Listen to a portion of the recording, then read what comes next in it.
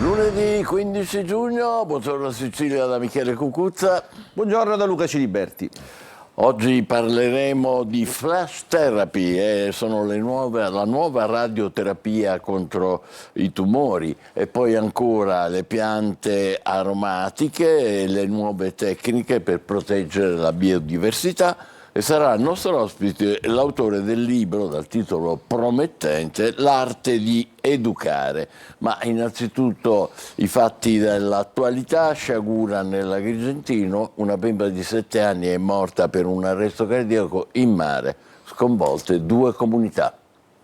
Una corsa disperata contro il tempo che purtroppo non è bastata a salvarle la vita. Una bambina di 7 anni originaria di Ravanusa è morta nel pomeriggio sulla spiaggia di Marianello a Licata. Secondo quanto emerso nelle ore successive alla tragedia, la piccola avrebbe accusato un improvviso malore mentre si trovava in spiaggia. La bambina, che avrebbe già avuto alcuni problemi di salute, sarebbe stata colpita da un attacco cardiaco. Immediato l'intervento delle persone presenti, che hanno iniziato le manovre di rianimazione in attesa dell'arrivo dei soccorsi. Dalla centrale operativa del 118 è stato disposto l'invio di un'ambulanza che ha trasportato la bambina all'ospedale di Licata e contestualmente è stato attivato anche l'elisoccorso decollato dalla base di Caltanissetta, che avrebbe dovuto trasferire la piccola all'ospedale Sant'Elia, ma quel trasferimento non è mai avvenuto. La bambina, nonostante tentativi dei sanitari per salvarle la vita, è morta all'ospedale di Licata. Una tragedia che ha sconvolto le comunità di Ravanusa e Licata e gettato nello sgomento le tante persone che hanno assistito ai drammatici momenti dei soccorsi. Vediamo con Luca Ciliberti come i quotidiani oggi riferiscono di questa notizia. Allora, questa notizia la troviamo ovviamente tra le pagine di tutti i quotidiani, ve lo facciamo vedere qua dalla Gazzetta del Sud. Eccolo qua, Svene sull'arenile a Licata, nulla da fare per una bimba, aveva appena 7 anni, purtroppo si sono rivelati inutili i soccorsi. La piccola era originaria di Ravanusa, aveva problemi di salute, si era già sentita male all'improvviso, inutile come abbiamo visto ogni tentativo di soccorso. È una morte, quella di ieri, che si incastra in una serie di diciamo, brutte notizie che arrivano un po' dappertutto, perché guardate qui, mentre nuota un malore per una turista di 59 anni sulla spiaggia di Lipari, e questa è un'altra triste notizia che riportano i quotidiani, originaria della provincia di Siracusa, morto anche in un incidente in Spagna, quindi qui c'è un'altra vittima, e poi la vittima della quale abbiamo parlato già ieri a Borgetto, alla forestale, perde un uomo, diciamo, impiegato appunto nello spegnimento degli incendi. Quindi insomma un fine settimana triste quello di ieri. Adesso parliamo dell'escalation, la mafia del pizzo a Palermo. Sono stati confermati altri 4 arresti. I commercianti esasperati chiedono a gran voce un intervento più efficace dello Stato, e oggi in prefettura ci sarà la riunione del Comitato per l'Ordine e la Sicurezza con il Ministro dell'Interno Piantedosi. Convalida di altri 4 fermi dopo l'escalation criminale nella zona nord di Palermo. È arrivata la decisione del giudice per le indagini preliminari, disposta la misura cautelare in carcere dei 2 giovani che il 29 aprile hanno sparato con un Kalashnikov contro un'abitazione di via Don Minzoni. Si tratta di Danilo Dignoti e Dionisio Mineo. Stessa decisione per Massimo Gioè e Riccardo Civiletti. Entrambi facevano parte del commando che il giorno dopo ha cercato di uccidere in via Montalbo a colpi di pistola Danilo Dignoti. Sono accusati a vario titolo di tentata estorsione e tentato omicidio aggravati dal metodo mafioso. Nell'ambito degli stessi accertamenti sono stati fermati altri 4 ragazzi accusati di tentata estorsione. Sabato il giudice aveva convalidato i provvedimenti e disposto il carcere anche per loro.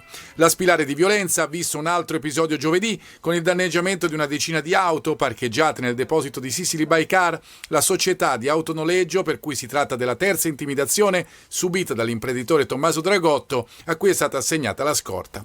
Lunedì a Palermo, Comitato per l'Ordine e la Sicurezza Pubblica, con la presenza del Ministro dell'Interno Piantedosi. I commercianti, esasperati dall'escalation di incendi dolosi e racket, hanno chiesto da tempo a gran voce un intervento massiccio dello Stato. A te Luca. Allora sì, questa notizia la troviamo ovviamente su tutti i quotidiani, sul Giornale di Sicilia diventa notizia da prima pagina, vedete qui al centropagina, sparatorie a Palermo che abbiamo commentato per tante settimane, sparatorie a Palermo, altri 4 fermi convalidati, quindi insomma finiscono in 8 in carcere, tutti accusati degli assalti con il mitra di tentato omicidio. Oggi, come sottolineava il servizio, il ministro dell'Interno Piantedosi sarà a Palermo perché il tema qual è? Aveva promesso telecamere per tutta la città, ma ovviamente la stessa città si è ribellata e dice non bastano le telecamere, servono azioni più incisive, concrete, e quindi il ministro viene a vedere, a toccare con mano quella che è la situazione a Palermo. A te Michele. Miasmi e aria irrespirabile è la denuncia del sindaco di Priolo Gianni che chiede di fermare gli impianti del polo petrolchimico. Cittadini pronti a scendere in piazza, proteste anche via social.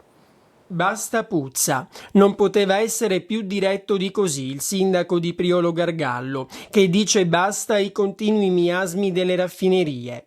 La sua richiesta: fermare gli impianti per poi farli ripartire gradualmente, in modo da capire da dove arrivino i cattivi odori. Per capire qual è la motivazione per cui ogni giorno, ormai una costante, in questa città di Priolo ci sia una puzza così violenta da portare i bambini anche al vomito costante e continuo. Il sindaco ha messo tutto nero su bianco, in una lettera indirizzata anche al Ministero dell'Ambiente. Abbiamo inviato una lettera di richiesta di intervento al Ministero dell'Ambiente, all'assessore regionale, al prefetto, per conoscenza del Presidente della Confindustria e per conoscenza alla Procura, chiedendo che siano fermati gli impianti. È una delle richieste. Tra Priolo, Melilli, Augusta e Siracusa la situazione sta diventando sempre più insostenibile, in quello che da molti viene definito il quadrilatero della morte. Chi abita nella zona è stanco di questa situazione. A testimoniarlo sono anche i tantissimi messaggi sotto al post pubblicato dal sindaco su Facebook, tanto che ci sarebbero gruppi di residenti pronti a scendere in piazza. Vogliamo sapere chi fa questa operazione di produrre un lezzo maleodorante e veramente ignobile e vergognoso. I quotidiani cosa dicono, Luca? Riportano questa notizia, ovviamente questa è la Gazzetta del Sud, nelle pagine regionali, la troviamo di spalla, eccolo qua, petrolchimico a Priolo, proteste per i continui miasmi. Ieri appunto la presa di posizione forte del sindaco, il sindaco Gianni, che ha chiesto verifiche sugli impianti, addirittura ha chiesto di fermare gli impianti perché queste molestie olfattive ormai sono sempre più continue. Quella di Gianni, che può essere letta come una provocazione, nasce da episodi non più rari che si ripetono da maggio fino a ieri, quindi insomma sono tantissimi. A conferma di ciò numerose segnalazioni sono giunte da diverse aree del territorio e hanno evidenziato una situazione che non è episodica e quindi non è più tollerabile. A Catania indagini serrate per risalire ai protagonisti dello scontro a fuoco in piazza Montana a Trappeto Nord. Intanto a San Giovanni Galermo la polizia ha sequestrato un maxi carico di marijuana, era destinato a rifornire le piazze di spaccio locali. Il cerchio si stringe sulla sparatoria di Trappeto Nord con la squadra mobile di Catania che sembra avere individuato alcuni dei protagonisti del conflitto a fuoco avvenuto nella notte tra giovedì e venerdì. Il grave episodio, sfociato nel sangue, potrebbe essere legato a tensioni riconducibili al mondo dello spaccio. Ad aprire il fuoco sarebbero stati alcuni giovani a bordo di uno scooter che a sua volta avrebbero subito l'immediata reazione di uno dei ragazzini. Una trentina i bossoli rinvenuti a ridosso di piazza Beppe Montana, unitamente ad una pistola, forse caduta per terra durante il fuggi generale. Uno di questi sarebbe il figlio di un noto pregiudicato ritenuto figura di spicco nel mondo dello spaccio nella zona di Trappeto Nord. A San Giovanni Galermo invece il fiuto del cane poliziotto Ares ha permesso di scoprire e quindi di sequestrare un maxi carico di marijuana oltre 11 kg in un nascondiglio tra sterpaglie e rifiuti di ogni genere. È in questo terreno, poco distante da via Capopassero, che Ares ha individuato il carico, indirizzando gli agenti della squadra cinofili e delle volanti verso le buste che vedete. Con ogni probabilità la sostanza stupefacente era destinata a rifornire le piazze di spaccio del quartiere e il conseguente sequestro ha consentito di sottrarre alla criminalità locale una fonte certa di illecito guadagno. A te Luca. Entriamo tra le pagine di Catania della Sicilia per raccontare questa e altre notizie che riguardano appunto gli assetti, no, delle cosche a Catania, quindi la polveriera nell'impero del narcotraffico, e questo è il titolo di questa pagina. Traballano gli assetti dello spaccio, oggi l'interrogatorio di uno dei fermati per il conflitto armato in piazza Montana, quindi la polizia, diciamo, ha ben chiaro cosa sia successo. Il tema che leggiamo nell'attacco dell'articolo è chiaro, no? Perché vittime e carnefici si confondono, quindi insomma non c'è solo vittime o solo carnefici, insomma entrambi hanno ovviamente qualcosa a che fare con questo impero del narcotraffico. Due fazioni si sono sparate addosso e in quella pioggia di proiettili 3 minorenni, tutti parenti di pregiudicati, sono rimasti feriti. Uno di questi è un 17enne, piuttosto che tornare a casa dopo l'ospedale è finito nel centro di via Franchetti. Oggi dovrà spiegare nell'interrogatorio di garanzia davanti al GIP che cosa è successo quella notte. Parallelamente c'è anche un maggiorenne in custodia che attende di essere sentito dal giudice del tribunale ordinario, quindi tutto insomma nelle mani delle forze dell'ordine. In questa racconto di questa area che è appunto Trappeto Nord, San Giovanni di Calermo eccetera, in via Capopassero un cane poliziotto Ares ha fiutato un carico di erba, pensate, nascosto tra i rifiuti, quindi insomma la polizia è abbastanza impegnata in questa zona, in questo fronte. E poi tentato omicidio nel 2024, 2 condanne, era stata una scaramuccia tra ragazze che poi ha fatto partire la spedizione punitiva e quindi diciamo qui adesso arrivano per questa vicenda le condanne. Continuiamo con il racconto della cronaca di Catania, restando sempre sul quotidiano La Sicilia con la cronaca di Catania. C'è anche una notizia che riguarda una storia di qualche tempo fa. A maggio del 2025 una nave ruppe gli ormeggi, adesso arriva il conto. A maggio del 2025 il mare strappò le cime e le bitte a cui era ormeggiata la nave da crociera Norwegian Epic, in 2 finirono in mare. L'autorità portuale adesso dovrà pagare, l'autorità portuale di Catania. E ancora sempre ritornando alle storie di Trappeto Nord, in viaggio con il mitra nel cofano, così parlava il re del narcotraffico, la sparatoria ha fatto traballare gli assetti del potere dello spaccio, quindi insomma anche qui un racconto di quello che era e che è adesso il controllo del territorio. Per quanto riguarda invece la ripulitura, diciamo, delle strade provinciali, gli operai sono al lavoro appunto per ripulire siepi e bordi dal sedime. È un tema questo importante perché proprio da queste zone potrebbero innescarsi gli incendi che poi con il vento, con il caldo appunto di questa stagione potrebbero divampare copiosi. Restiamo sempre sulla Sicilia, però andiamo a vedere la prima pagina del giornale di oggi. La prima pagina che diciamo, ha al centro in apertura le notizie di cronaca internazionale, tutto quello che sta accadendo appunto sul fronte medio orientale. Netanyahu che ha bombardato Beirut proprio nelle ore in cui veniva siglato l'accordo di pace tra Iran e Stati Uniti, un'azione che ha scatenato l'ira sia degli Stati Uniti, quindi di Trump, sia di Teheran. Queste notizie approfondiremo più avanti. Vediamo invece le notizie che riguardano la Sicilia, li troviamo tutte di spalla, quindi fiamme killer per la forestale, SOS dei sindacati, è morto un operaio forestale di 61 anni nel Palermitano, proprio in operazione di spegnimento degli incendi. Abbiamo visto il malore in acqua e i soccorsi vani per la bimba di 7 anni e lo schianto fatale per un messinese, ferito anche il figlio mentre si trovavano in vacanza alle Canarie. Un po' di politica, perché nel PD volano stracci, chiesta la testa del segretario regionale Anthony Barbagallo, quindi insomma dopo le amministrative ancora come dire, l'onda polemica non si placa. E poi ancora altre notizie che riguardano i rifiuti, il piano dei rifiuti in Sicilia, parla l'esperto di Schifani che è l'ex ministro Corrado Clini.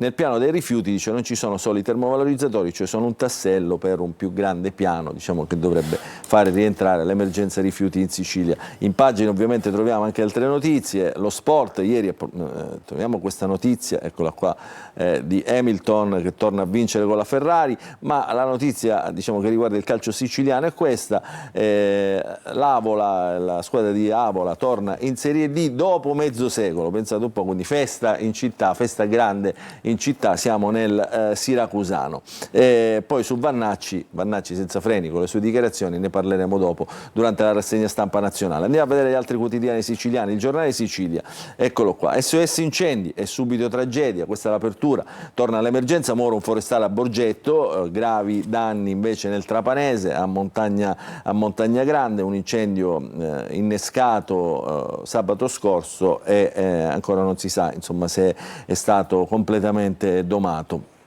I sindacati ovviamente protestano, alzano la voce, dice assurdo morire così, questo se n'era andato là a spegnere un incendio, quindi a lavorare. Delle sparatorie abbiamo parlato, anche del malore in spiaggia della piccola bambina, malore fatale, muore a 7 anni, lo troviamo in questo box in fondo alla pagina. E poi lo sport, insomma, con il calcio, mondiale di calcio, la Formula 1, anche qui è Vannacci che trova spazio con la sua convention a Roma. Questo è il Giornale di Sicilia. Andiamo a vedere invece l'apertura di Gazzetta del Sud, che mette in alto lo sport con la Formula 1, i mondiali e anche il Festival del Cinema di Taormina, dove vince una regista turca, quindi Taormina chiude la sua kermesse cinematografica. Il centropagina, la notizia appunto del fronte medio orientale con Trump, l'accordo della pace, di spalla troviamo la riforma dei porti con il sindaco Basile che attacca il governo, no all'ennesima scelta calata dall'alto, la voce di Messina non può essere non ascoltata, e qui, diciamo, c'entrano non solo le infrastrutture, in questo caso il porto, ma anche le nomine che girano attorno a queste infrastrutture. E abbiamo visto ancora tutta Fondachelli si mobilita per il bimbo rimasto orfano perché appunto i genitori sono morti alle Canarie durante un incidente stradale. Questa è la Gazzetta del Sud. Entriamo dentro il giornale, abbiamo visto prima il petrolchimico, ma nella stessa pagina troviamo l'effetto Fitch che blinda Schifani, restano alte le tensioni tra MPA e Lega. La pagella dell'agenzia di rating sembra ricompattare il centrodestra sulla leadership del governatore. Lombardo però punta il dito contro la Lega per la sconfitta alle comunali, quindi vedete il riverbero delle elezioni amministrative continua. E poi Barbagallo si dimetta, ha perso la percezione della realtà, ancora le polemiche all'interno del Partito Democratico. Dalle pagine della Sicilia ti volevo fare vedere anche questa notizia che riguarda appunto i piccoli comuni. E l'isola dei campanili, Egadi, Eolie e Frazioni hanno voglia di autonomia, cioè vogliono diventare tutti, vogliono mettersi in proprio, cioè tutti vogliono diventare comuni. Infatti il paradosso delle fusioni: sono in aumento i comuni sotto i 1000 abitanti. La polverizzazione dei nostri comuni è un fatto nuovo, nonostante gli sforzi per ridurla. Il numero di municipi è rimasto piuttosto stabile negli ultimi anni, soprattutto nel Mezzogiorno. La prima legge per favorire le fusioni è stata nel 2012, poi insomma altre leggi che hanno in qualche modo cercato di agevolare questo processo, però il risultato appunto è questo, che i piccoli comuni rimangono sempre numerosi e soprattutto vogliono diventare piccoli comuni. Andiamo sempre all'interno della Sicilia, perché su Borgetto, insomma, vediamo la foto di questo operaio, Alfonso Musso, aveva 61 anni, è stata disposta l'autopsia. Ecco perché insomma l'attacco dei sindacati non si è capito, sembra che come titola il giornale si sia sentito male, quindi abbia avuto un malore, quindi non era una situazione di pericolo, ma appunto una situazione in cui l'operaio si è sentito male. Però questo è sintomatico perché appunto è l'inizio della stagione degli incendi. A te Michele. Grazie, adesso noi andiamo a vedere un po' la situazione del traffico in diretta a Catania, vediamo un po' questo lunedì mattina come si presenta Cominciamo con il Tondo Giovanni, eccolo qua, traffico intenso sulla corsia che vedete sul lato sinistro, ma diciamo tutto scorre. Poi andiamo a vedere via Vincenzo Giuffrida, molte macchine come sempre, ma anche qui non ci sono intoppi. Questa è con un po' di caligine, un po' meno chiara, proprio perché l'inizio della giornata si presenta così. Questa è diciamo, la circonvallazione, il traffico è molto intenso ma scorrevole. L'Etna, vedete, l'Etna col fumo, cioè proprio i vapori neri, grigio-neri sulla versante, diciamo, est, guardatelo da Taormina, si presenta bellissimo. È in corso un'eruzione in queste ore. È in corso evidentemente un'attività, diciamo così, per ora soltanto, per fortuna, soltanto di vapori. Allora, adesso facciamo una pausa, dopodiché con il nostro Luca Ciliberti torneremo sui quotidiani nazionali, ci sono un sacco di notizie, avete sentito poco fa, state con noi. Buongiorno Sicilia.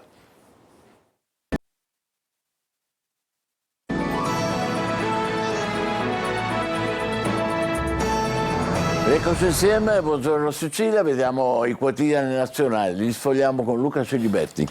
Grazie Michele. Allora, troveremo oggi nei quotidiani un sacco di notizie che abbiamo cominciato già a vedere, leggendo, sfogliando i quotidiani regionali. Oggi insomma è il giorno dell'accordo di pace tra Stati Uniti e Iran, seppur con una firma rinviata al fine settimana in Svizzera, se ne era già parlato, di questo ovviamente titolano i quotidiani. Poi Vannacci, che fa sempre discutere dopo la sua assemblea costituente di futuro nazionale, Vannacci che adesso diciamo, ha fatto discutere anche con le sue posizioni sul femminicidio, e qui insomma alla ridda di polemiche, critiche. Poi questa storia del Medio Oriente, notizie del Medio Oriente che arrivano, dovrebbero far crollare i prezzi del petrolio, quindi buone notizie anche per i nostri consumatori. E poi una notizia che riguarda la Svizzera, che vedremo più avanti, vi lascio così con qualche diciamo, alone di mistero. Allora, Trump, c'è l'accordo con l'Iran, questo è il Corriere della Sera, principale quotidiano italiano, la firma in Svizzera venerdì, l'abbiamo detto, l'annuncio della riapertura di Hormuz, petroliere, accendete i motori. In realtà qui c'è stato un blocco, no? L'abbiamo raccontato in questi mesi, diciamo, a causa del conflitto. E il presidente Trump festeggia 80 anni dopo aver strigliato Netanyahu per l'attacco a Beirut.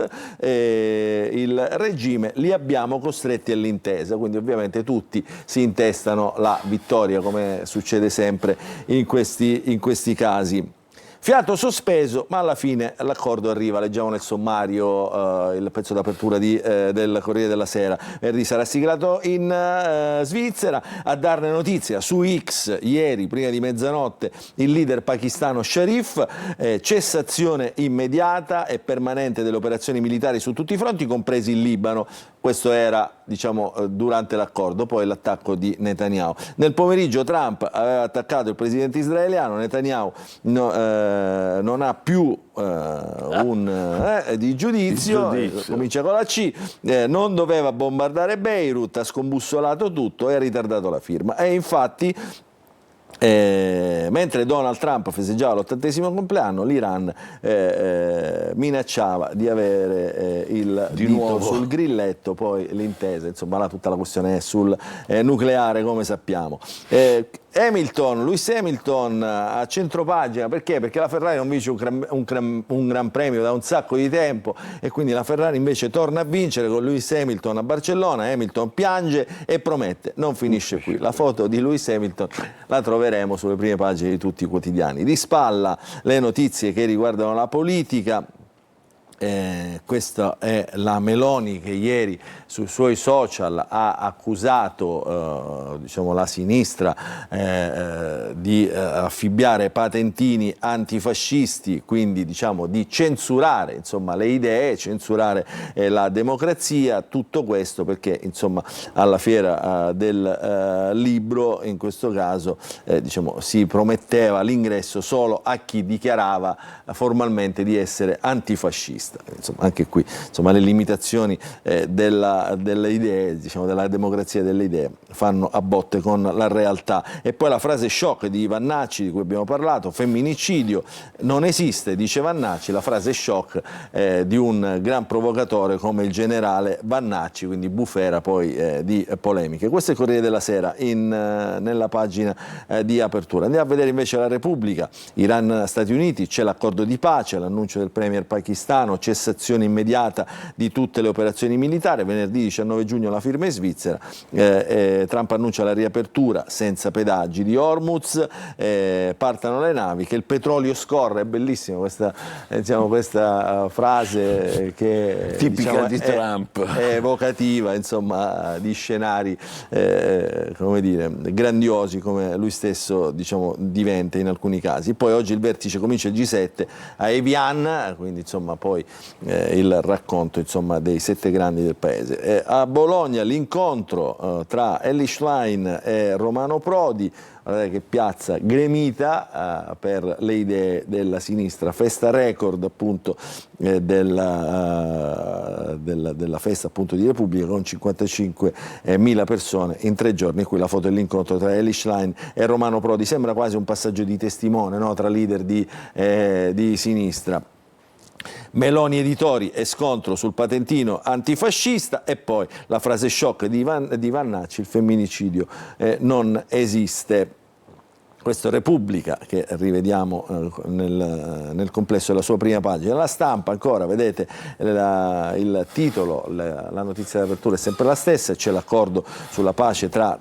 Ormai non è più Stati Uniti, è Trump-Iran, perché insomma buona parte diciamo, del paese si è discostato dalle idee del proprio presidente, quindi ormai il titolo non è diciamo, di sintesi, ma è proprio diciamo, come dire, di impatto.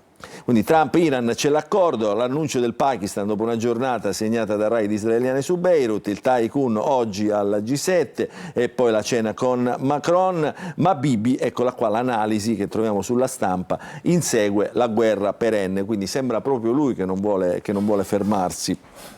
Perché appunto diciamo, ritorna sempre questo nome, questa politica di attacco sempre del leader di Israele. Il femminicidio non esiste, trova spazio in prima pagina la frase di Vannacci. Nuova bufera su Vannacci, nessun ventennio, nessun fascismo, gli uomini di Roberto Vannacci tra di loro si chiameranno pure camerati, ma quel che desiderano davvero è un ritorno agli anni 70, agli anni dell'infanzia del generale. Il frutto della loro macchina del tempo è nel programma di governo di Futuro Nazionale, una serie di proposte con cui pare si voglia buttare al macero 50 anni di progressi giuridici. Ora qui poi insomma, si aprono anche le analisi, no, su quanto sta facendo Vannacci in questi giorni con le sue provocazioni. Addirittura è stato detto, è stato scritto dai giornali che sembra sia un'invenzione di Matteo Renzi per diciamo, sconquassare l'unità della destra. Poi la patrimoniale che spacca l'Italia, c'è un sondaggio sì da 1 su 2, ceto medio scettico, ovviamente che non riesce a capire perché si torna sempre su questa tassa punitiva per chi riesce a risparmiare, poi insomma con tutti diciamo, gli aspetti che questo comporta. La Stampa quindi la mettiamo da parte, andiamo a vedere il Messaggero, quotidiano di Roma, anche qui l'apertura ai Stati Uniti-Iran, c'è l'accordo di pace, la svolta nella notte.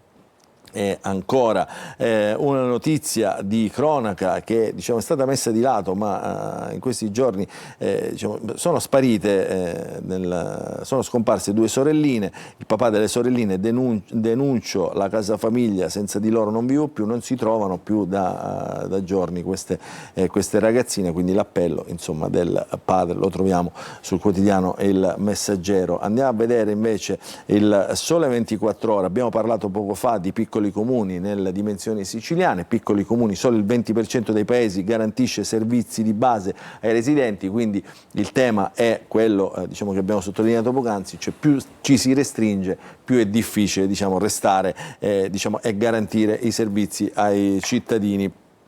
E questa è l'apertura fredda del Sole 24 Ore di oggi.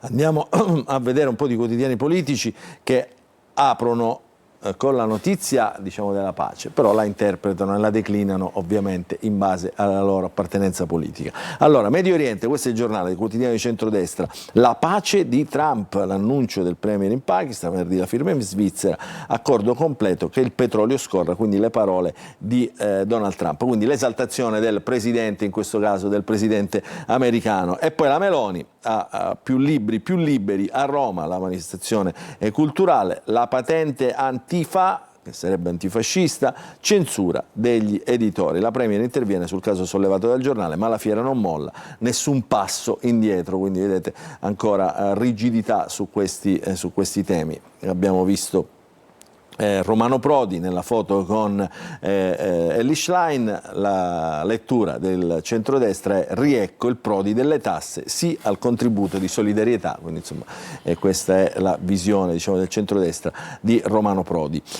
Il giornale questo, andiamo a vedere Libero, comunisti patentati, più chiaro di così insomma su questo tema Libero non può essere, perché la sinistra con la mania del bavaglio, la Meloni contro le dichiarazioni di antifascismo chieste agli editori per andare a più libri più liberi, e censura, dice il Premier, c'è il nodo dei fondi.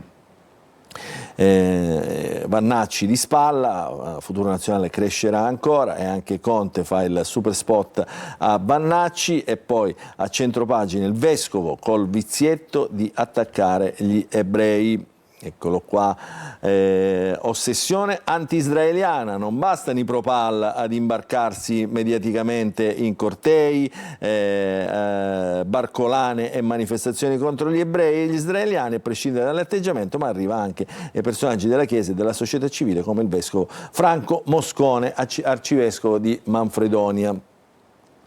Ancora andiamo a vedere altri quotidiani, La Verità, siamo sempre con i quotidiani di centrodestra, il governo promette 10.000 rimpatri, apertura diciamo differente, di taglio differente da parte della Verità, effetto boomerang per il campo largo, il centrodestra si sveglia, la maggioranza raccoglie la sfida di Futuro Nazionale, Piantedosi mette il Viminale al lavoro per arrivare nel 2026 al record storico di espulsioni, ma si prepara a una battaglia, ci saranno ricorsi nonostante il nuovo patto dell'Unione Europea, ho già avvisato il Premier. Vannacci crea scompiglio, invece centropagina con la Cortellesi per la frase sui femminicidi, non esistono, sono omicidi come tutti gli altri, questa è la frase diciamo per intero riportata dal giornale, quindi non solo la prima parte, Vannacci in questo caso voleva specificare questo. E poi la Cortellesi celebra l'epopea delle donne scordandosi di quelle uccise dai partigiani. E poi la frase di Trump, anche questa, non la frase sul petrolio ma la frase diciamo contro Bibi Netanyahu. Bibi bombarda la pace, Trump dice che cosa fai? Utilizziamola così la C. Andiamo a vedere un po' di quotidiani invece di altra area, di area di centrosinistra, vediamo il Fatto Quotidiano, Netanyahu fa la festa a Trump bombardando Beirut e la pace, questo diciamo la sintesi più corretta credo diciamo che abbiamo letto fino a questo momento. Donald fa 80 anni, Bibi senza giudizio, ma firmiamo lo stesso. Quindi questo è il racconto del Fatto Quotidiano nella sua apertura di oggi.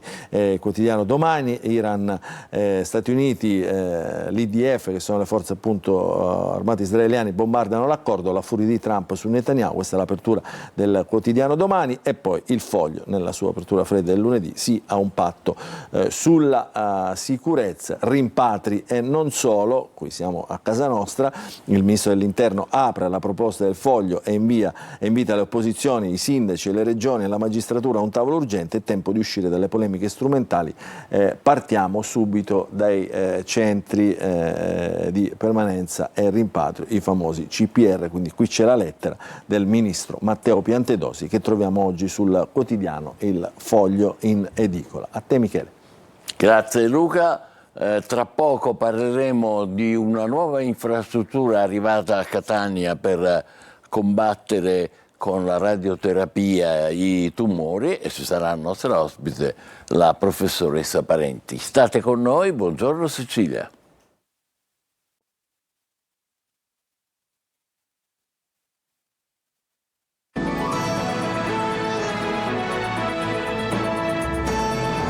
Buongiorno Cecilia, il nostro ospite è la professoressa Rosalba Parenti che insegna fisiologia all'Università di Catania. Benvenuta professoressa. Non è soltanto questa, docente al Dipartimento di Scienze Biomediche e Biotecnologiche, delegata del Rettore alla ricerca per l'area delle scienze della vita. Sì. È molto importante questo che ho appena detto, perché dobbiamo aggiornarci sulla radioterapia, che è una, diciamo, delle pratiche più diffuse purtroppo quando ci sono i tumori. Adesso a Catania è arrivata una nuova infrastruttura tra le più aggiornate. Di che si tratta, professoressa? E allora si tratta di intanto grazie del gentile invito e sono molto orgogliosa perché è un traguardo importante per la radioterapia del futuro. Chiaramente si tratta ancora di approcci sperimentali perché siamo nell'ambito preclinico, però è una strumentazione dai vantaggi enormi, perché si tratta di un acceleratore di elettroni che permette di colpire mediante questi fasci a una potenza molto elevata in tempi brevissimi, e questo permette di essere molto più efficace sul tessuto ovviamente malato e di risparmiare il tessuto sano. Questo è importantissimo. È vero che è 1000 volte superiore alla radioterapia convenzionale? Molto più elevate, soprattutto in tempi brevissimi. Questo perché i tumori radioresistenti hanno la capacità di riformularsi, di fare degli scudi protettivi. Noi stiamo applicando le nostre ricerche, i nostri studi sul glioblastoma, che è un tumore del sistema nervoso molto aggressivo, un po' abbastanza orfano di terapie, nel senso efficienti, e quindi il fatto di poter contare su questa altra possibilità da mettere a punto, non dare il tempo a queste cellule tumorali di riorganizzarsi per difendersi, è chiaro che per noi è un focus fondamentale. Quindi può essere utilizzata in particolare contro il glioblastoma di cui lei ha appena parlato. Ma ci vuole dire qualche parola in più su questo tumore? Questo tumore purtroppo è un tumore temibile del sistema nervoso, perché queste cellule tumorali sono in grado, innanzitutto creano un microambiente particolarmente protetto, di conseguenza in una condizione riescono a vivere una condizione di ipossia, di conseguenza quando arriva l'approccio terapeutico loro già si riorganizzano, si difendono, e questo si scontra con la possibilità di avere un successo.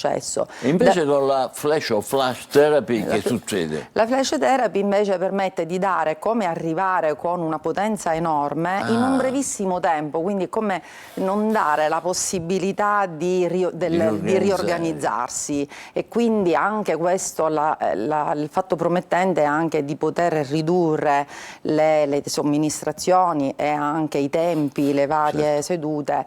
Naturalmente si tratta di un lavoro ancora assolutamente sperimentale, c'è tanta strada da fare, perché la preclinica è quel trade union tra la ricerca, tra la parte di ricerca di base e le applicazioni cliniche che vengono dopo. Professoressa, è molto diffuso? Abbastanza diffuso, è uno dei tumori maligni del sistema nervoso molto, molto diffuso tra i tumori con un esito infausto. Professoressa, lei è coinvolta e impegnata in questo progetto nazionale ANTEM. Sì, lo pronuncio Non sì, so se sì, giusta. è un progetto dedicato alla medicina d'avanguardia. Ovviamente si tratta del finanziamento, è un progetto che comprende diversi atenei.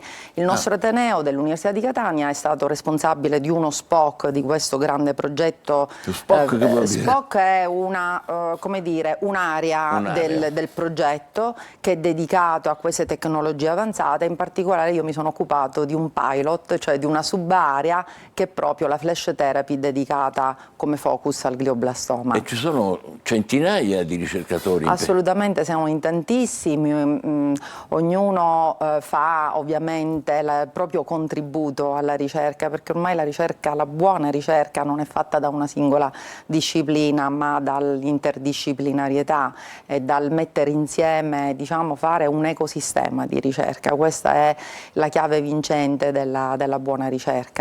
Certo, queste sono parole che ci danno speranza, ma più in generale, professoressa, le posso fare una domanda più ovvia, ma anche, come dire, più che coinvolge più persone. A che punto la radioterapia avanzatissima potrà essere utilizzata anche contro altre forme? Allora, io questo ci tengo a precisare, perché ovviamente sono tanti pazienti che soffrono e quindi sono in attesa di messaggi di speranza. Sicuramente dalla ricerca non può che venire dalla ricerca la speranza, e questo lo stiamo attuando in tutti i modi. Naturalmente c'è strada ancora da fare, però è molto promettente. Alcune di queste tipologie di terapie, come per esempio l'adroterapia, la protonterapia con particelle più pesanti, sono già attive in campo clinico, ad esempio al CNAO di Pavia, e insomma sono tutte delle metodologie che insieme possono far sperare in terapie combinate e quindi verso la medicina personalizzata con più possibilità di successo. Che quella è un po' l'obiettivo, proprio personalizzare. Sì, di personalizzare, perché ogni caso è diverso e poter sfruttare più metodiche, più approcci da combinare in maniera efficiente, ovviamente è la chiave vincente. E questo è, diciamo, anche un po' il bilancio che possiamo fare per quanto riguarda più in generale la battaglia contro il cancro, è questo? Sì, è questo, è quello di unirci, di fare sinergia, di essere complementari, di non fare dei canali preferenziali, ma di unire le forze. Questo è anche una filosofia della nostra università, l'interdisciplinarietà è importante, il Biometech dove opero ci permette questo. E se mi permette anche il messaggio da dare ai ragazzi che si formano, perché questo nostro territorio offre delle potenzialità enormi. Io sposo appieno il pensiero e l'azione del magnifico rettore attuale, che è quello di studiare e lavorare in Sicilia. Il territorio offre non soltanto possibilità, ma dà la possibilità proprio di mettere a frutto i propri studi in progetti ambiziosi per creare eccellenze nel territorio. Quindi i ragazzi devono rimanere o eventualmente ritornare per produrre nel nostro territorio. Questa è musica veramente per le orecchie dei giovani e un po' di tutti noi che, come dire, assistiamo con dolore alle partenze. Non è sempre quella cosa giusta da fare. Un'ultima cosa che vorrei chiedere, professoressa, mi scusi, ma tante volte sentiamo parlare di necessità di stili di vita adeguati per prevenire i tumori. Sicuramente la componente genetica sicuramente ha un ruolo importante, però gli stili di vita possono diciamo, accelerare l'espressione di una componente genetica, e quindi genetica vuol dire genetica qualcosa che si è eredita? Scritto, qualcosa che tendenzialmente vorrebbe esprimersi. Naturalmente gli studi sono anche in quella direzione di essere proprio nella prevenzione, di capire la prevenzione è l'arma vincente sicuramente, perché permette di arrivare con un netto anticipo, e quindi quella medicina personalizzata. A che punto siamo? Ma diciamo che la divulgazione è una nostra alleata, perché si fa poca forse informazione, non nel suo caso, però si sta aumentando di più, sempre di più, questo processo di divulgazione che invita tutti quanti a tenerci che è più, necessario, che è fondamentale, perché è sicuramente un'arma vincente. Grazie professoressa Parenti, complimenti, buon lavoro per la flash therapy e tutto l'insieme delle informazioni preziose che ci ha dato. Noi adesso diamo uno sguardo subito al tempo, inizia la settimana, vogliamo vedere un po' com'è il tempo. Un saluto e ben ritrovati da Sofia Inglese di Trebi Meteo. Ci attende un lunedì all'insegna del sole sul nostro territorio, salvo per un aumento dell'instabilità sul Triveneto, a partire dai rilievi con precipitazioni localmente a sfondo temporalesco, in parziale sconfinamento fin verso le pianure. Sulla Sicilia sarà una giornata stabile e soleggiata, salvo per qualche nuvola che potrà transitare lungo le coste settentrionali, venti ancora deboli, con mari infatti in prevalenza poco mossi, temperature massime tra i 30 e i 34 gradi. Caldo sì, ma senza particolari eccessi, poiché si tratterà di un caldo secco. L'umidità rimarrà ancora contenuta. Martedì invece aumenterà l'instabilità sulla Sicilia con l'arrivo di qualche fenomeno anche a sfondo temporalesco. La ventilazione sarà ancora in prevalenza debole, con mari infatti poco mossi, e le temperature per il momento non subiranno particolari variazioni. Restate aggiornati comunque scaricando e consultando l'app di Trebi Meteo. Ben tornati, buongiorno Sicilia, la nostra ospite è l'agronoma Simona Battagliola, grazie per essere con noi. Grazie a lei dell'invito. Che è un'agronoma, quindi ortoterapeuta e fondatrice del progetto bellissimo Ti voglio tanto verde. Grazie. È stupendo. Grazie. Perché tanto verde è importante? Perché ritornare in natura è la chiave del benessere e ci dovremmo ritornare un po' tutti. Infatti lei progetta e gestisce, come dire, coordina orti terapeutici. Che cosa sono?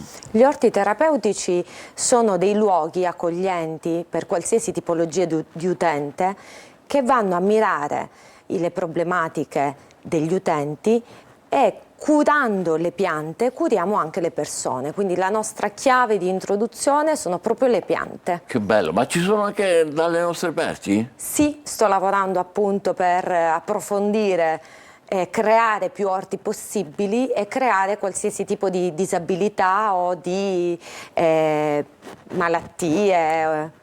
E i giardini sensoriali invece? Giardini sensoriali. I giardini sensoriali sono po' quelli che stiamo vedendo lassù? Sì, queste sono delle rose bellissime. All'interno di un parco che si crea tantissima biodiversità con odori e anche una vista bellissima. Queste sono oltre 600 specie di rose.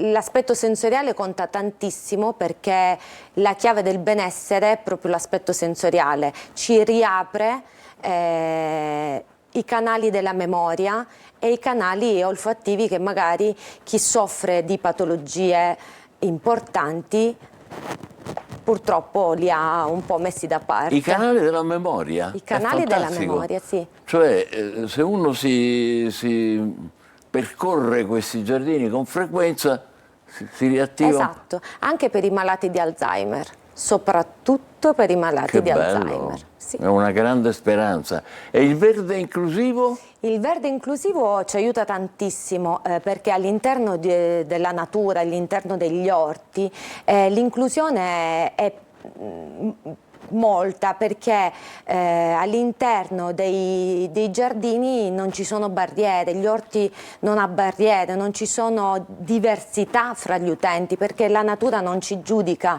non ha nessuna aspettativa, quindi non ha nessuna aspettativa.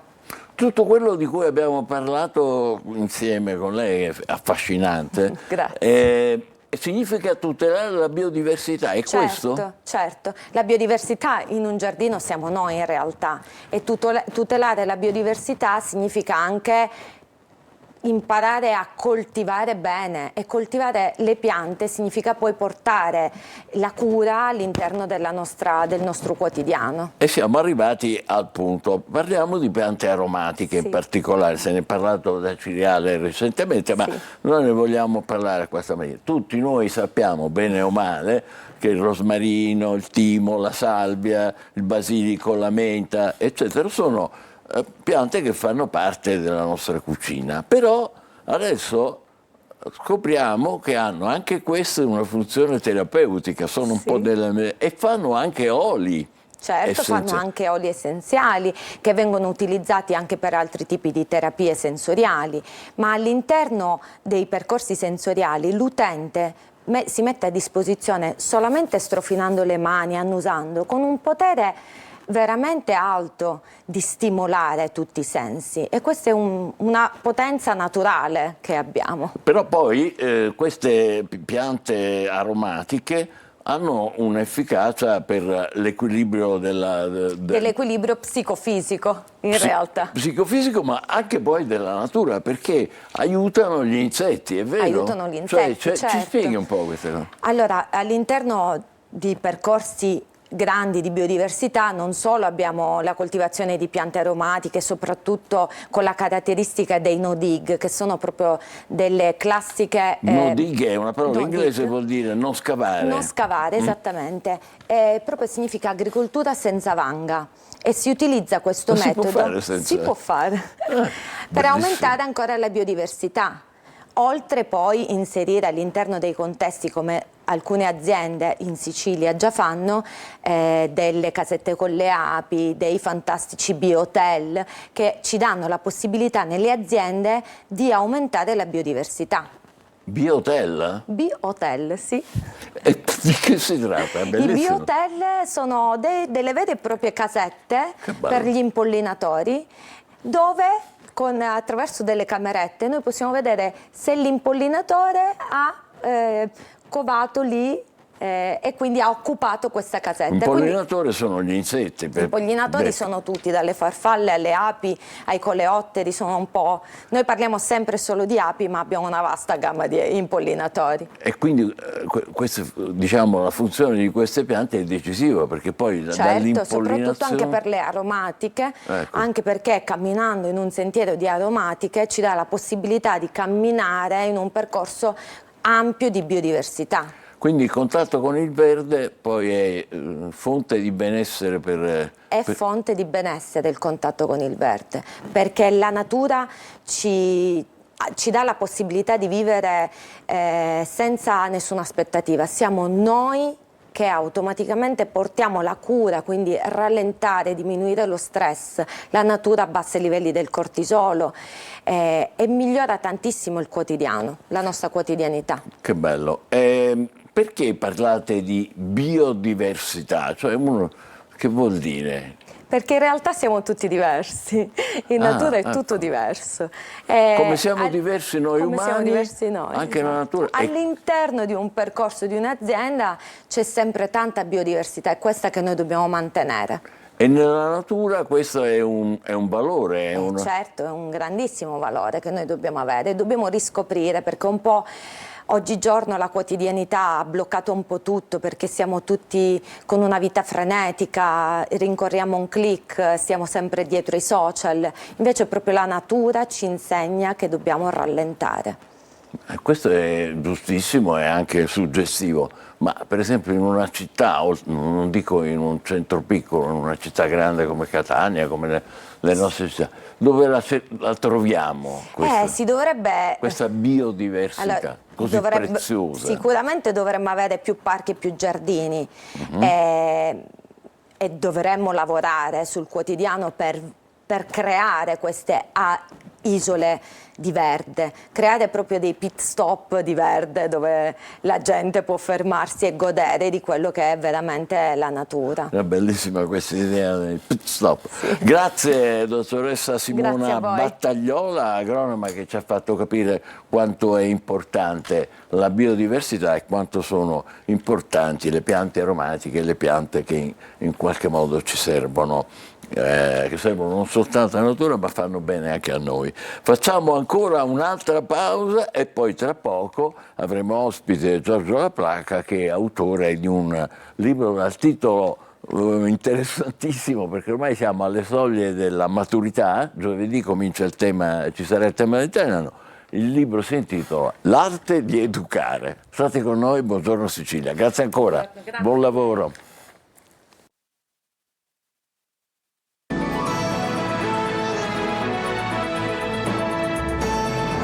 Buongiorno Sicilia, un altro nostro ospite è Giorgio Laplaca, che è autore di questo importante libro. Già il titolo è fantastico, L'arte di educare, mestiere di resistere. Perché resistere? Perché oggi fare l'insegnante non è più un lavoro così semplice, è molto complicato, sempre più complicato, a maggior ragione con le novità di stamattina. Ogni giorno ne esce una nuova, tanto che stamattina, mentre venivo, il ministro dell'istruzione se ne è uscito con l'obbligo di integrare l'intelligenza artificiale, per esempio, nell'educazione. Quindi oggi gli insegnanti devono ricominciare da capo a ristudiare, a riprendere i propri libri e rimodulare anche tutta la didattica secondo le nuove indicazioni ministeriali. Allora, Giorgio Laplaca è docente, autore, come abbiamo visto, sindacalista, ex scout, ci tiene a dire, sì, vero? Sì, perché è importante? Perché la formazione scout mi ha permesso sostanzialmente di essere quello che sono. Non è un caso che Baden-Powell, il fondatore dello scoutismo, diceva: ogni giorno lascia il mondo un po' meglio di come lo hai trovato. E questo è un po' il mio spirito di vita, quindi io vivo con questo spirito tutti i giorni nella mia quotidianità. E poi è dirigente del sindacato degli insegnanti, che si chiama Gilla, uno dei sindacati più importanti. Non ho ancora detto che la casa editrice è Cartago Edizioni, del libro di Laplaca, è, come dire, di grandissima attualità, non solo per quello che ha appena detto. Allora, prima cosa, che vuol dire integrare l'intelligenza artificiale, secondo quello che ha detto il ministro stamattina? Ancora dobbiamo aspettare i dettagli, ovviamente, perché ho sentito soltanto l'intervista del ministro, però ovviamente significa che dobbiamo necessariamente rimodulare la nostra modalità didattica per adeguarla ad accogliere, tra virgolette, l'intelligenza artificiale. Ovviamente approfondiremo l'argomento, perché la cosa interessa sicuramente a tutti. E poi l'intelligenza artificiale è estremamente preziosa per il lavoro, diciamo, di documentazione, ricerca, fonti, eccetera, ma anche estremamente pericolosa, perché abbiamo visto che si possono inventare tante cose a partire dalle immagini, filmati, uso talvolta anche criminogeno, criminale, eccetera. Voi come la vedete? Allora, io ho avuto una brutta esperienza con l'intelligenza artificiale, nel senso che mi è spuntato un collega che mi chiedeva un riferimento relativamente a una norma che non esisteva. Siamo impazziti a cercarla perché l'intelligenza artificiale gliel'aveva data per certa, quando in realtà non esisteva, se l'è inventata appositamente. E come mai? È perché l'intelligenza artificiale, per come è programmata e configurata sostanzialmente, deve accontentare l'utente. Quindi qualunque cosa noi chiediamo, lui, se non la trova la risposta, se la inventa. Ovviamente questo significa che diventa ancora più complicato per l'utente, tra virgolette, comprendere se l'informazione che noi riceviamo è corretta o meno. Questo è uno dei problemi più grandi che si hanno con l'intelligenza artificiale, e su questo dovremmo educare. L'argomento lo conosco bene perché sono anche abilitato in informatica, quindi sono... Non so. Ma per esempio per noi del nostro mestiere ormai è diventato un incubo, perché ogni volta che noi scrolliamo un Google o una cosa del genere, 100 su 100 dobbiamo trovare la fonte per dire: ma siamo sicuri che questo non è, ma chi lo dice? E noi siamo obbligati per mestiere a fare questo, ma i giovani e le persone che vanno a scuola non sono attrezzati, non hanno... Voi glielo dovete insegnare. Ecco dove che entra in gioco la figura dell'educatore, più che dell'insegnante, perché dobbiamo educare appunto la società ad abituarsi, ma soprattutto a comprendere, perché Allora, il problema di ieri era reperire le informazioni. Oggi informazioni ne abbiamo tante, ma spesso e volentieri quelle valide sono veramente poche, quindi dobbiamo comprendere l'attendibilità dell'informazione stessa. Quindi stimolare lo spirito critico, dico bene? È fondamentale stimolare lo spirito critico, ma soprattutto utilizzare l'intelligenza artificiale non per sostituire la propria intelligenza, l'intelligenza umana. Ma come strumento per essere veloci? Accessorio, sì. Accessorio. Io non nascondo che a volte lo utilizzo per esempio per controllare l'ortografia o per verificare insomma, le parole ripetute o trovare sinonimi e quant'altro, è ovviamente comodo, ma sino a quando è uno strumento accessorio va bene. Quando diventa invece il sostituto del soggetto della persona, ovviamente non va più bene perché non rappresenta effettivamente le proprie idee. E poi crea un sacco di altri problemi che ovviamente sappiamo. Sì. Allora, torniamo all'arte di educare, perché lei, ho letto, insiste su almeno 4 concetti. Prima di tutto, il valore dell'esempio. Sì. Oggi ne abbiamo più che mai bisogno, o no? Sì, questo viene anche dalla formazione. Io ho fatto anche l'Accademia Militare, mi hanno insegnato in Marina che è fondamentale non tanto solo quello che si dice ma anche quello che si fa, cioè predicare e poi fare l'esatto opposto di quello che si è predicato ovviamente è un controsenso, diventa un messaggio diseducativo e quindi tra i compiti dell'educatore è quello non soltanto di fare quello che si ritiene opportuno, ma di farlo nei fatti, cioè di farlo in modo attivo. In modo di coerente. Assolutamente coerente, ma soprattutto senza aspettarsi un ringraziamento da parte di qualcuno. Tu devi farlo perché ci credi in quello che vuoi fare. Cioè, per esempio, mi faccio un esempio, io sto scrivendo questi libri, questo è il secondo libro che scrivo, e tutto quello che sono gli utili che dovrebbero andare all'autore, per scelta vanno tutti quanti in beneficenza. Che bello, complimenti. Sì, grazie, ho voluto proprio inserirlo nel libro, proprio per far capire che io vorrei cambiare quella che è la scuola del domani, cercando di costruire, che è l'associazione di volontariato a cui andranno destinati questi soldi, sta costruendo scuole in Africa. Questo è l'obiettivo. Ecco perché mi sono avvalso della Cartago, perché mi ha dato questa opportunità. Bello. Un altro punto su cui lei insiste è la libertà di pensiero. Oggi più che mai abbiamo visto il dibattito, lo scontro sulla questione Antifa alla libri di Roma, piuttosto il femminicidio, cioè lì come siamo, a che punto siamo? Beh, io qua entra in gioco un po' anche il sindacalista.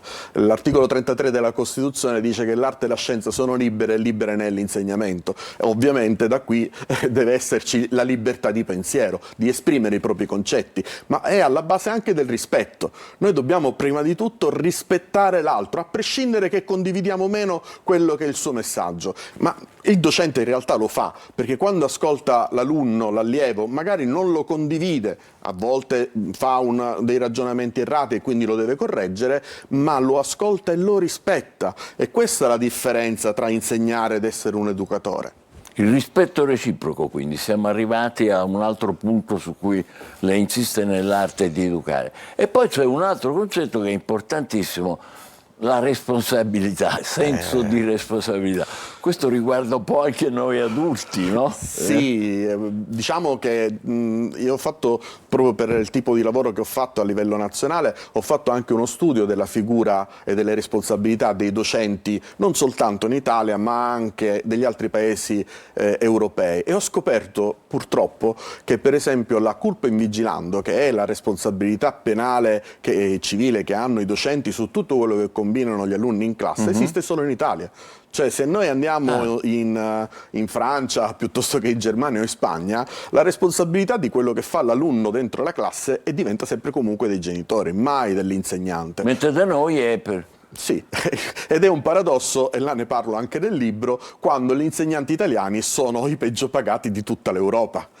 È vero questo, eh? Sì, diciamo che anche un altro studio che ho sempre riportato, non solo i peggio pagati d'Europa, ma considerando il livello culturale di un docente, cioè oggi per diventare insegnante non devi solo essere laureato, vorrei ricordare che dal 2007 per insegnare alla scuola primaria c'è l'obbligo della laurea quinquennale, quindi non è più un accesso col diploma. Non solo se devi essere laureato, ma devi avere almeno diverse specializzazioni.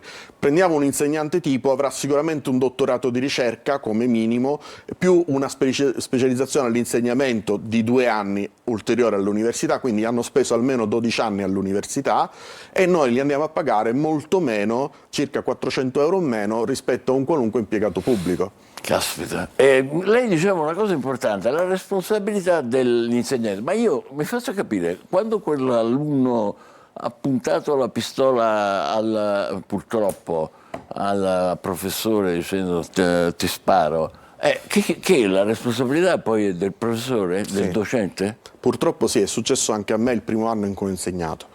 Cioè, cosa le è successo? Un ragazzo durante l'ora di lezione si è sentito sotto pressione, ha tirato fuori la pistola e me l'ha puntata. La pistola? Sì. Quella vera? O... Vera. Tra l'altro poi si è scoperto, non è andata a finire sui giornali perché abbiamo cercato di chiudere la questione. Capisco. E poi abbiamo scoperto che l'aveva presa il padre, voglio dire, quindi non è una cosa isolata. Purtroppo sono fatti che succedono nella quotidianità.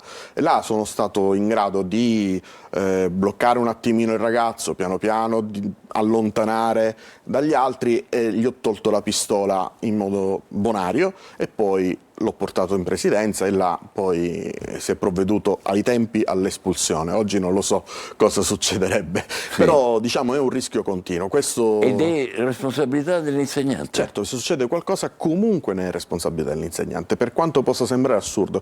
Ma provo a farvi un esempio ancora più paradossale. Come no? Andiamo in gita, che è una cosa che interessa a tutti, portiamo i nostri figli in gita. No? Ok, se per caso le gomme dell'autobus sono lisce, la responsabilità è del docente accompagnatore. No. Se per caso l'autista ha preso dei farmaci e per cui non potrebbe guidare, o non c'è l'assicurazione, o è scaduta l'assicurazione, non è stato revisionato il veicolo, la responsabilità è del docente accompagnatore. Questo esiste solo in Italia. Su questo non me lo sto inventando, ci sono tanto di circolari ministeriali. Ma come mai non riusciamo a modificarlo, visto che anche il resto dell'Europa la pensa in maniera completamente diversa? È una volontà politica, è più facile scaricare le responsabilità sui docenti piuttosto che assumerle qualcun altro, fa comodo. Anche su questo parliamo, purtroppo le responsabilità sono tutte concentrate su questa figura del docente,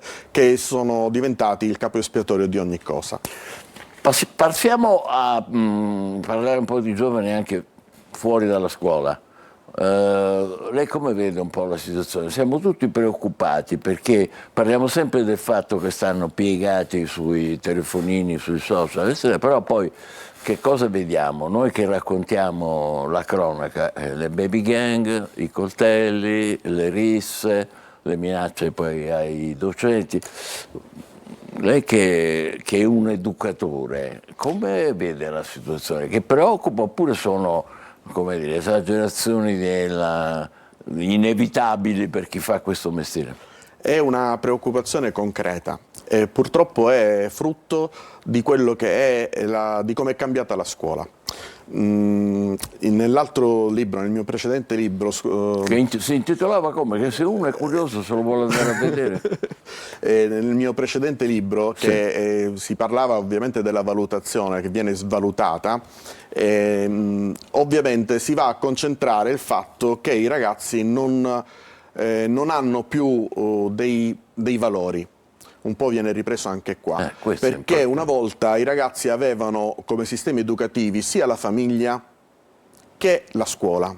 Nel momento in cui io mi trovo un ragazzo che si confronta con gli altri, perché i ragazzi sono in classe, no? Andiamo al consiglio di classe e il ragazzo che ha faticato tanto per raggiungere la sufficienza viene promosso con 6, il ragazzo che non ha fatto niente tutto l'anno poi magari si presenta le ultime 2 settimane e viene comunque promosso, però non ha fatto niente tutto l'anno, esce comunque con 6. Allora il primo dirà: ma perché io ho faticato tutto l'anno se quello comunque è stato salvato?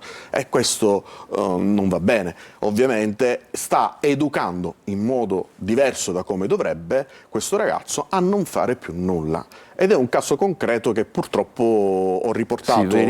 Si verifica quotidianamente. Io mi ricordo, e anche di questo ho riportato dei riferimenti, un anno che ho insegnato in una determinata scuola di Catania, ovviamente non ho citato qual era la scuola, dove in pieno consiglio di classe io avevo, per la mia materia che è elettronica, una sfilza di 3.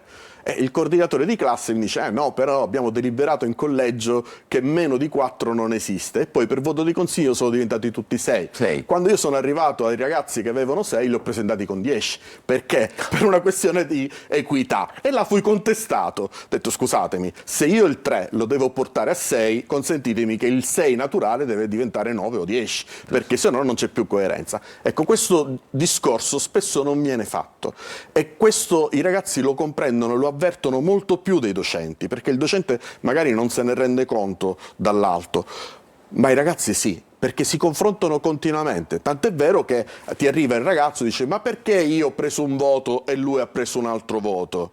E questo disagio si riverbera poi nei comportamenti fuori dalla scuola? Certo, perché nel momento in cui non esistono più le regole, non esistono più le regole, allora le regole se le fanno loro. Comprendono che tanto non ci sono le responsabilità, perché anche di questo parliamo: responsabilità, rispetto e regole. Ed è da lì che bisognerebbe ricominciare? Dove? Nelle famiglie? Scuola? Dovrebbe ricominciare dalla famiglia, che dovrebbe assumersi le sue responsabilità.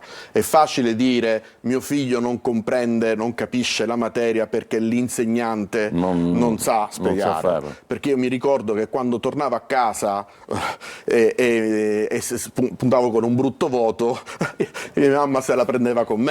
Mi pare, non con l'insegnante. Non certo con l'insegnante. Oggi io mi trovo dei genitori che spuntano agli incontri scuola e famiglia con gli avvocati, o comunque fanno l'avvocato del figlio, pur non avendone comprensione.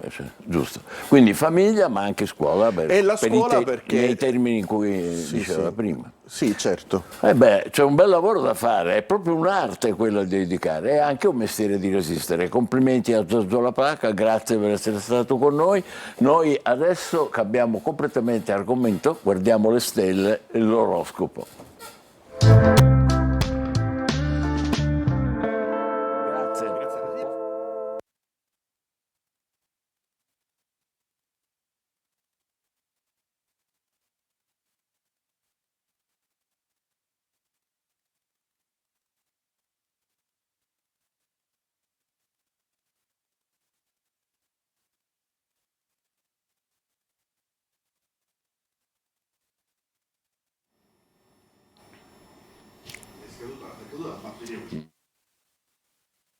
Oggi vi parlo di due persone con un qualcosa in comune di molto importante. Dunque, parliamo di Glenn Close e di Ridley Scott, un'attrice bravissima che ha recitato ruoli iconici e fondamentali nella storia cinematografica, e Ridley Scott, al quale dobbiamo capolavori come Alien, Il Gladiatore, Thelma e Louise e tanti altri titoli. Entrambi non sono mai stati hanno vinto mai realmente un Oscar, per cui riceveranno l'Oscar alla carriera a novembre del 2026 ai Government Awards. Ebbene, entrambi hanno due carriere meravigliose, ma cos'è che zodiacalmente li rende comuni e li accomuna a questa sorta di rivincita cinematografica molto importante?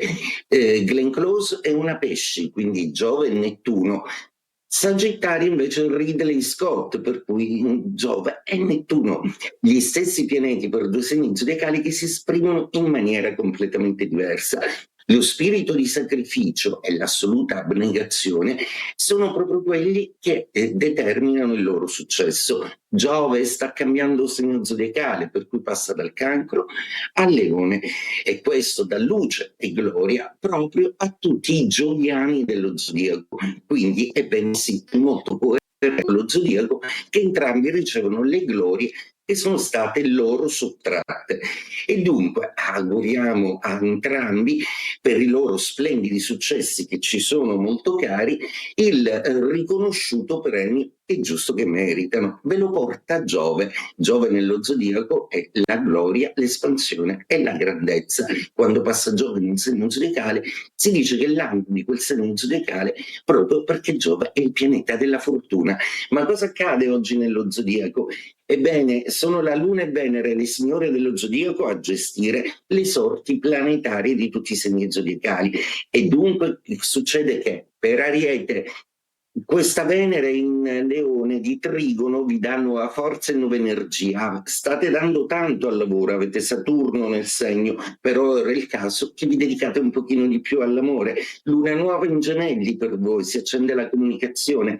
Toro, per voi i bisticci planetari sembrano qualcosa di transitorio. Marte nel vostro segno però riesce ad avere dei buoni rapporti con Venere, per cui si capisce che il Toro è in un momento di vigoria molto forte. Da oggi in poi potrete contare un pochino di più sulle certezze. Gemelli, la Luna nuova si è formata nel vostro segno zodiacale, per cui una nuova coscienza di sé e una rinascita per il segno zodiacale dei Gemelli. Cancro, la Luna è nuova, voi siete i padroni della Luna, per cui oggi dovete puntare di più sulla comunicazione empatica e sentimentale. Leone, la bella Venere per voi gestisce delle condizioni assolutamente molto più agevoli in termini affettivi. Sfruttatele bene e soprattutto non siate bruschi o insistenti. Vergine, per voi oggi è una giornata spettacolare per quello che riguarda la presa di posizione. Ci sono dei problemi, però la vostra autorità riuscirà a risolverli. Bilancia, il vostro giorno zodiacale è un pochino più complicato, la Luna vi aiuta sicuramente, Venere anche, ma Saturno e Nettuno vi sussurrano sempre di cambiare tattica e di non essere così accondiscendenti a condizioni di lavoro che non sono favorevoli. Scorpione, per voi oggi è una giornata molto particolare. Il vostro segno zodiacale, nonostante debba sistemare qualcosa nell'ambito familiare, è molto fortunato in amore. Sagittario, per voi è una giornata splendida oggi, la bella Venere di Trigono e la Luna in opposizione vi fa riflettere sulle vostre relazioni generali. Capricorno, nel vostro caso zodiacale, il cielo è sgombro da potenziali offensive. Solo Giove vi richiede un pochino più spese. Tattici come siete troverete la quadra. Acquario, per voi è una giornata molto intensa. La Luna nuova in Gemelli vi dà una nuova coscienza di voi stessi e una nuova percezione degli altri nei vostri confronti. Sappiatela gestire. Pesci, per voi oggi è una giornata da Luna nuova in Gemelli. Questo comporta il fatto che avete la necessità di cambiare, di adattarvi alle nuove esigenze della vostra vita. E detto questo, auguro a tutti una splendida giornata. Buongiorno Sicilia. Grazie Marco, buongiorno a te. E adesso una rapida ultima occhiata ai quotidiani con Luca Siliberti.